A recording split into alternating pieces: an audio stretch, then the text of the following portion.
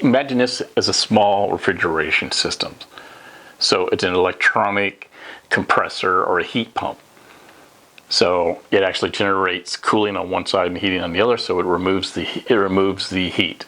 That's all cooling does. Cooling doesn't induce cooling, it actually removes heat, thus making things cooler. So that's what these are.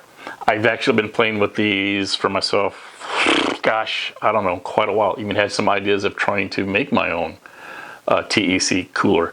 And truthfully, this technology has been around for a long time. I remember back in 2007, it was Ultra Products.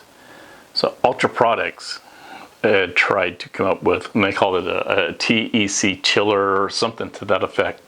So they basically had a TEC, and of course they had the heat plate here, and then they stuck a massive air cooler on top of it, because that's what you need to do. I mean, the cooling is just going to go into the CPU, right? So you're going to cool off the CPU.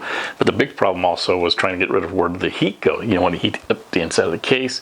So they made it go through a big air cooler, and then they cooled it down, trying to keep the heat down.